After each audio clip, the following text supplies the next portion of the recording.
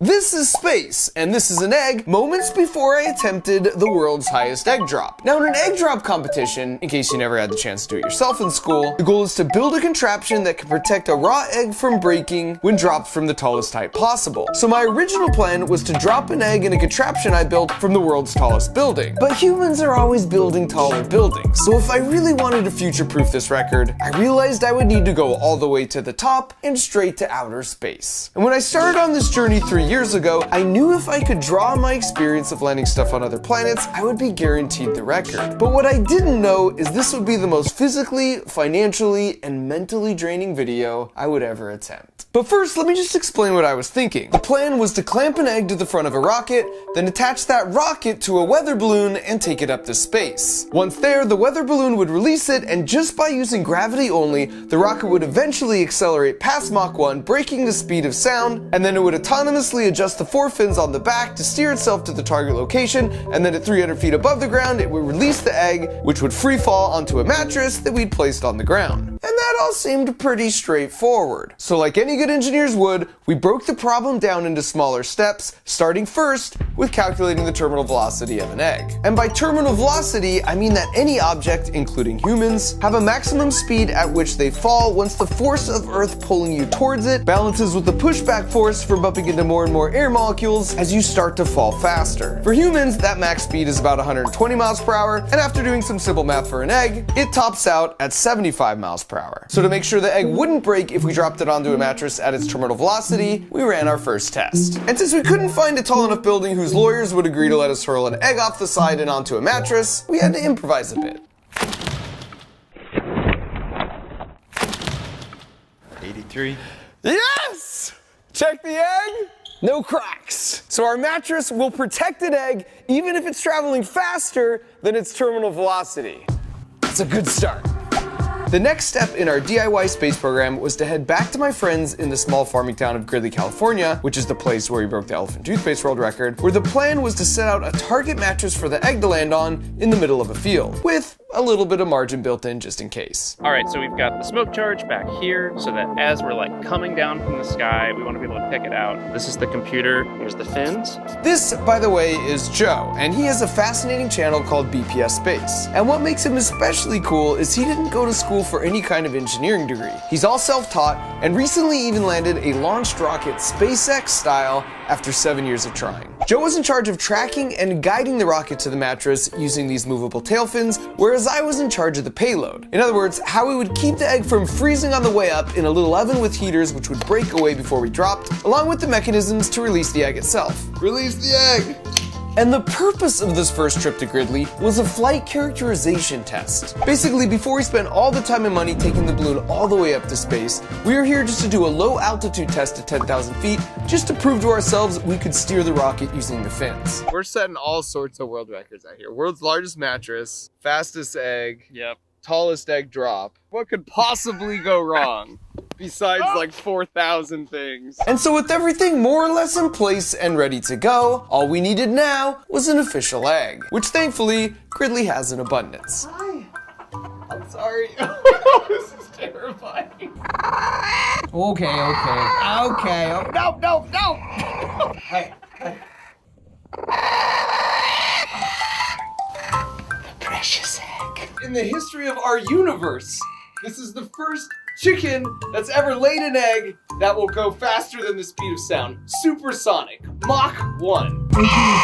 I'm sorry, I'm leaving. Congratulations. So the next morning we got up at 4 a.m. when the winds would be the most calm to run through all our final pre-launch preparations. Loading up our lovely egg. Including the last minute decision to add a metallic streamer to the back of the rocket to make it easier to visually track. We've got redundancy all over the place here. We've got redundant leads, redundant igniters. Mark has 2 servos on the fairing. No dumb failures. And that's exactly when we had our first dumb failure. All right. The GPS is mad. We gotta scrub the launch. We were just walking back and the eggs all bloop, and it pooped it out. And scrubbing the launch meant we unfortunately had to release all the helium out of the balloon, which is an opportunity I'm not gonna let just pass on by. Hello. Wow, that's so cool. And back at home base, we ran some tests that confirmed our hypothesis that since the GPS unit was right at the back of the rocket, the last-minute addition of the metallic streamer was interfering with the GPS signal, and that messed up the rocket's math in calculating its speed, so it thought it was time to release the egg. So early the next morning, we were back at it with a few modifications, the most important being swapping the metallic tracking streamer with one made from plastic. Good news is there's hardly any wind today. Bad news is about 20 degrees colder, which means our mattresses are kind of frozen. Nevertheless, we pushed forward. Don't trip, Mark. As I very carefully delivered the rocket to the new balloon launch site. Send it. Send it, baby! Full send it!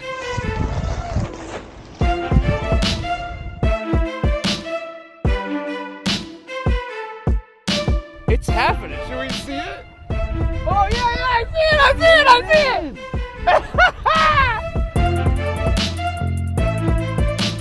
Oh, there it is.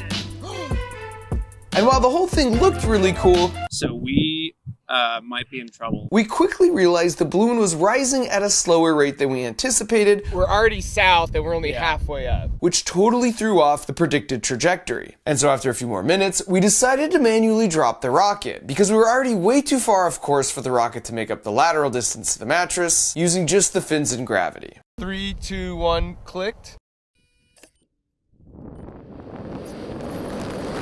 Oh boy, that's not good. And that's when we encountered the second problem of the day, as the fins actively forced the rocket into an uncontrolled death spiral. Altitude is 1400, coming down fast.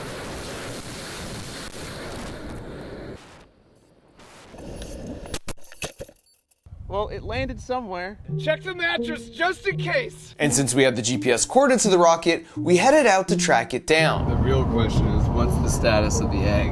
Mark, I think I might have some bad news for you. At which point we stumbled on an entire field of sitting birds, which is another opportunity I'm not gonna let just pass on by. That's a shoot, man. Is that a suit? There's no egg. The egg did release. The fact that this is out means the egg did come out, so that's good. But despite that silver lining, the movable fins seem to be actually forcing the rocket into that tailspin, which was surprising because Joe had definitely run through a lot of analysis and testing before coming here. So after conducting a thorough review of the footage and firmware, he was able to locate and fix a single rogue negative sign in the code that seemed to be causing all the control issues, which meant we were ready to give this one final try. We had run out of spare parts and spare weather balloons, so regardless of outcome, this would be the final attempt. If we couldn't land the egg on a mattress from 10,000 feet up, we wouldn't have any hope of pulling it off, coming all the way down from space. Phenomenal! That's nerdy space talk for everything is exactly as expected.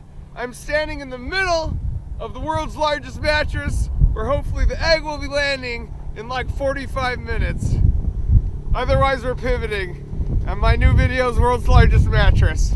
So I'm arming the rocket right now. The last step. All right, old girl, you're in for a ride. 3, 2, 1.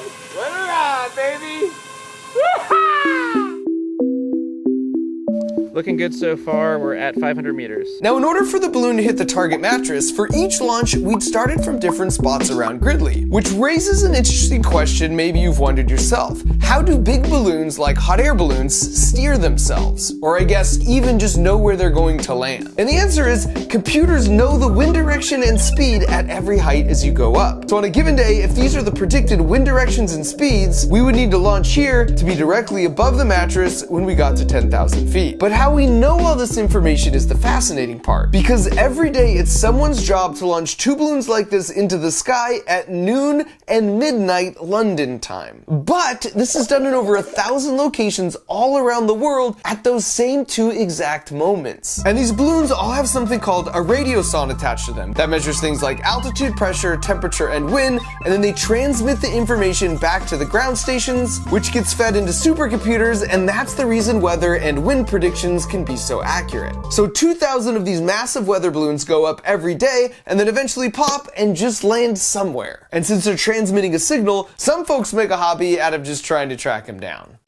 How close are we to the drop point? Balloon release? Balloon release.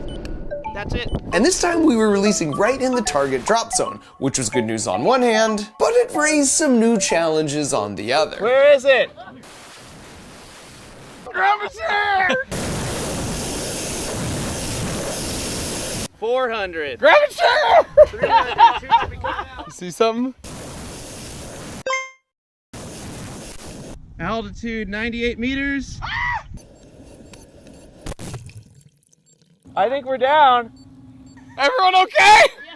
That was exhilarating. So we were much closer this time, and we even managed to steer the rocket in the right direction just slightly. We found it. Egg? No egg. No egg? Wait a minute. It's the egg! The egg. Oh, did it crack?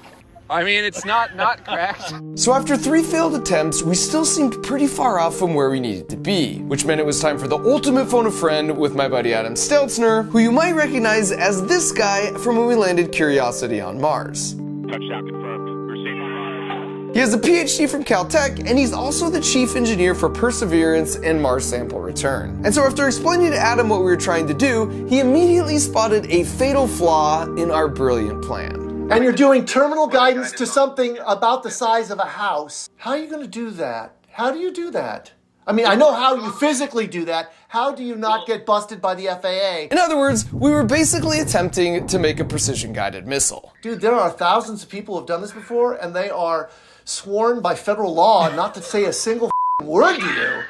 And to be fair, he raised a good point. The people who could help us actually can't, and even if we figured it out ourselves, the ethics of just slapping that how-to video up on YouTube are questionable at best. And so after a fruitful discussion with Adam, But we release at about the height, and then we do a lobbing. The thing you start to worry about is heating. You might want to start with a 2-stage thing. we decided to pivot, and instead of a precision-guided egg landing on a mattress in a small town, we would set our sights on a much more general egg landing target by heading out to the desert. But as part of the pivot, we completely scrapped our old design and spent a couple months designing and building a new system that borrowed heavily from the Curiosity landing, because we figured if it could safely put a rover on Mars, it could safely land an egg on Earth. So we would still go to space on a weather balloon, but this time the rocket would have fins that didn't move, and it would be 3 times as long and 4 times as heavy to guarantee we would get the egg to supersonic speeds on the way down. Then just like NASA separates the cruise stage in the upper atmosphere and then uses aerobraking to dissipate a bunch of the energy and speed, we would separate from the back half of the rocket about halfway down after we'd already broken the sound barrier, and because this system now weighed much less, it would naturally aerobrake and reduce its speed to the new lowered terminal velocity. Then on Mars, the next step is the parachute deploy, followed by the heat shield separation, and we would follow in kind by launching our own parachute and then release our own nose cone, which would then expose our set of cushioning airbags, as you can see here, which we borrowed from the Spirit and Opportunity landings. It was intentionally ambitious and extremely complicated, but after a couple months of complete redesigning and building, we found ourselves in the desert feeling cautiously optimistic. And that was due in part to our lucky orange parachute, because when I left NASA, my friends gave me this rectangular piece of nylon. And for scale, that's the exact same rectangle here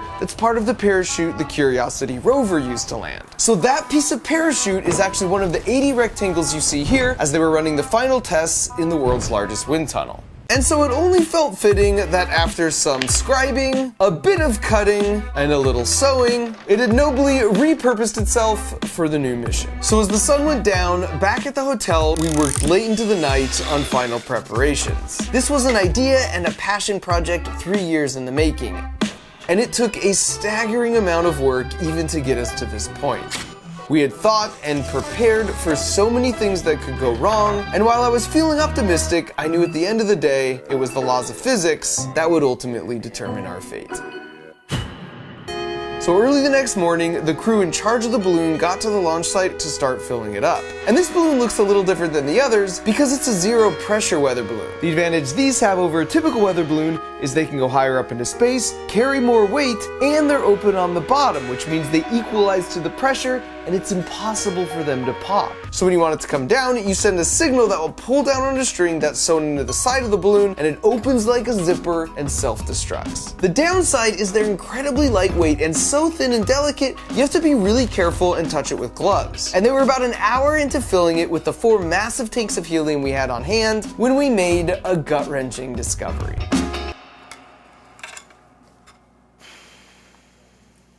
Hey dude, I got bad news. We have to scrub. Start taking the helium out of the balloon.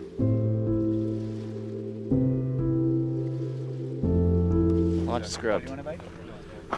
They had some issues that I guess they can't resolve by today. So we're sucking out the helium from the balloon and trying for another day. So. So no. Yep. What are you talking about? Are you serious? That's what it sounds like. Now for context, Joe was in charge of this part of the rocket and me and my team were in charge of all of this. And while we'd each tested our individual systems ad nauseum, it wasn't until that morning that we were able to test the integration of the 2 systems together. And when we did, it became immediately clear to me I had made a critical oversight. So tension compression, this is great. It's holding on to that thing fantastically. The problem is, this is so long and heavy, as soon as it wiggles, it's going to want to bend. Great in tension compression, but this happening at Mach 2 is... That's not gonna work out. There's no other balloons in the world of this size that we can get access to. This was the only one for like another month. We're trying to save this one so we could hopefully reuse it, but any slight little damage, you touch it in the wrong spot, and now that's an imperfection that may actually be a failure point for a future mission. And this was an absolute low point for me. The integration of 2 independent systems is such a classic failure point in engineering. I was crushed I had missed this. And financial concerns aside, I felt like I had just let everyone down. Not just my team and the rest of the crew helping out, but all the other folks, some of whom drove 6 hours to come out and watch as well. But that's the thing with failures. They can sting like crazy, but it's really just a process to learn one more way not to do a thing. And so even as I sat there feeling pretty bad, like any good engineer, I was already coming up with a list of all the things we were going to fix to get back out here and try this dang thing one more time. And this principle of resiliency is something I think can be learned. In fact, I believe this so much, I started a toy company called Crunch Labs with the express goal of helping kids think like an engineer. So with the Build Box, not only do you get a super fun toy that you put together every month, but you do it alongside me while I teach you all the juicy physics of how it works. We're right there in the trenches, building and succeeding together so the principles really sink in. So if you're a kid and you're looking for something to put at the top of your Christmas wish list, or you want to gift it to someone else so you can be the household hero, just head to crunchlabs.com or use the link in the video description. Now, as far as my plan to bounce back from my own failure, we did 4 things to really get serious and stack the dice in our favor for the final launch. First of all, we fixed the connection point with more of a sheath design that could handle the bending moment. And then at the right altitude, it would autonomously separate the 2 halves with a black powder charge. Second, we ran some vacuum and temperature tests on a raw egg. There's no air pressure and it's really, really cold in space. So if you don't do something to protect the egg for the 2 hours it takes the balloon to get up to space, it will freeze and crack the egg every time. So we tested some heaters in our egg chamber and proved that they keep the egg warm enough. Third, we built redundancy into our system. When NASA sends something to Mars, they can't go there to fix it, so it just has to work. And for that reason, a lot of critical systems have backups. Even the part of my own hardware and Curiosity that accepted a dirt sample from the arm into the belly of the rover had 2 doors that opened to the exact same place in case one of the doors ever stopped working. In our case, redundancy meant making a 2-foot wide custom beach ball that we would stuff with a second egg surrounded in packing materials with a 20-foot streamer on the back we would just drop like a rock. It would be dead simple. No parachutes to deploy, no autonomous timing sequences, and no fancy mechanisms. This would be our redundant, yet I would argue kind of boring, second chance opportunity to land a safe egg. And fourth and finally, we went to a local crane yard to test both our solutions at their respective terminal velocities, starting first with the beach ball. Come on, baby! Oh! She's alive! And after that, we tested the final landing configuration of the rocket. Oh yeah! Oh yeah! By the way, the actual rover parachute held perfectly. Mwah! And so after all that, we made the 6-hour trek back to the desert for what I was really hoping would be the last time. Hey guys. After 4 failed attempts, we had learned so much, which left me feeling cautiously optimistic. And right out of the gate, we got 2 bits of really good news. The first relates to that super delicate zero pressure balloon we had to reuse from the last launch because there was no possible way to get a replacement. Just barely touching the balloon leaves it stressed and creates a weak point for it to tear, so I was obsessively checking the fish scale reading that would give us the verdict. The force reading is 37.6 kilograms of buoyancy force pulling this up. Importantly, it's not changing. If it were changing and going down, that means we would have a leak, but it's holding steady at 37.6. That's a big deal. And the second piece of good news is my buddy and warm-blooded good luck charm Al Chen had arrived. You might recognize Al as the other guy here with Adam, and he's the one who actually said this. Touchdown confirmed. We're safe on Mars. If we were successful, he'd be the one to make the official call. And so after all the requisite last-minute preparations and 3 long years, Here we go, girl. it was finally time for liftoff. Ready? 3, 2, 1! You're free!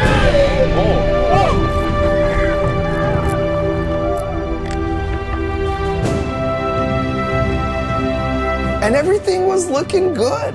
The balloon ascent rate was just what we predicted, and that meant we for sure didn't have a leak, and things were finally breaking our way. Is that how it's supposed to look? Yeah. And it takes about 2 hours to get all the way up to space. Whoa. So once the balloon hit 30,000 feet, we decided to hop in the car so we could drive over to the predicted landing spot about 45 minutes away. So far, it's all systems nominal. Balloons in the air, it's ascending at the right rate. We've passed some critical threshold points, and we're still in the game. 5th time is the charm, as they say. And we eventually started outrunning the balloon in the car, so we pulled over for a bit as we reached an important altitude milestone of 100,000 feet. I would say over 100. Woo! Over 100. That's 19 miles up and 2.5 times higher than a typical commercial plane flies. And because the balloon expands so large as it rises, we realized we could actually even spot it from the ground, which was awesome. Oh yeah, no, I see it, yeah. Dude, that's totally it. What wasn't awesome was when moments later Joe, while looking through the binoculars, made this gut-wrenching observation. It looked really big and then it looked really small. You saw it small? Yeah, it like seemed to be smaller. But it's just weird that it would just completely disappear. Which was followed by a devastating call from the balloon tracking team. It dropped within the last 2 minutes. Yeah. That's 30,000 feet over the last however, so it's just popped. But these don't pop, there's 0 pressure. And that's true, they don't pop. But unbeknownst to us, while we were looking at it from the ground, the rocket and beach ball had been spinning around and around relative to the balloon for about 10 minutes. This meant the cord that attaches to the string that self-destructs the balloon was getting wrapped around tighter and tighter until it was so tight, it pulled down on the balloon string that is designed to essentially unzip and destroy itself. And so before we even had the chance to release the rocket and beach ball from the balloon, it all started coming down in one big tangled heap at 150 miles per hour, which is way faster than the eggs could survive. Oh, well, let's start driving. And as we drove over, all I could think about was how our fate would rest solely in the hands of the redundant systems we'd put in place. We think it's probably about 2 miles up that way. This was our Apollo 13 moment. If our payload could autonomously jettison itself from the tangled rocket balloon mess at 20,000 feet, then it would be able to deploy our lucky orange parachute and land the eggs safely on its airbags. And as we parked, we knew what was done was done. There was nothing left to do but go on a hunt to find the wreckage and reveal our fate. I see something orange. That looks like a rover parachute. Okay. We've got a thing. And seeing the payload all by itself was a huge deal, because it meant it had actually autonomously ejected itself from the mangled weather balloon mess at 20,000 feet. And later when we checked the footage, this is exactly what it confirmed. And while that was incredible news, I knew by this point not to get my hopes up. I mean, so let's look through the window, a little bit of dirt. You see. Good, definitely touchdown, but Touchdown confirmed. Whether or not we're safe on ours is TBD, right? let's check it out to be sure. Oh man.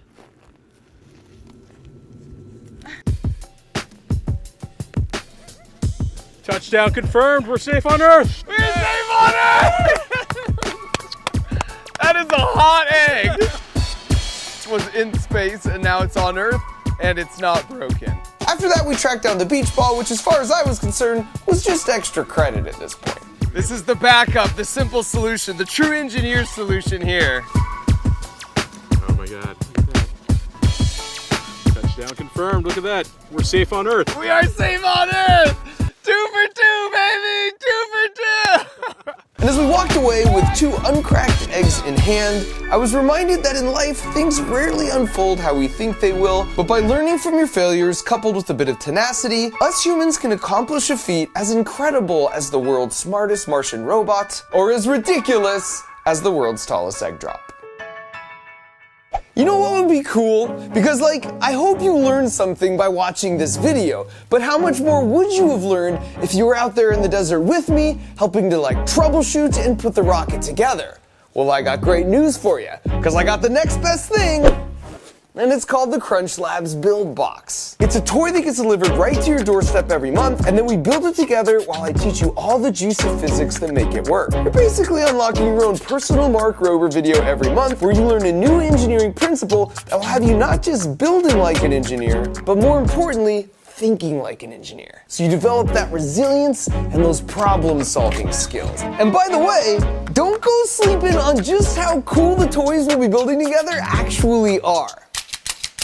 Like this insanely accurate rapid-fire disc launcher, or this linkage-powered drawing machine, or this Rube Goldberg-style catapult launcher that will leave you feeling like you just landed your own dang egg from space. And I should mention that Crunch Labs is a real place. It's where we design all these boxes, and it's got a tennis ball cannon, and the world's longest Hot Wheels track, and a foam pit, and a bunch of other cool inventions. And each month when you open your box that comes in the mail, you have a chance to find the platinum ticket. And if your box has it, that means you and your family get to come out and visit me and my team for a day, and we'll build some cool stuff together. So if you want to embark on this year-long journey with me and make a sad Christmas tree like this a happy Christmas tree, just go to crunchlabs.com or use the link in the video description where we're giving away 2 months free as a holiday special.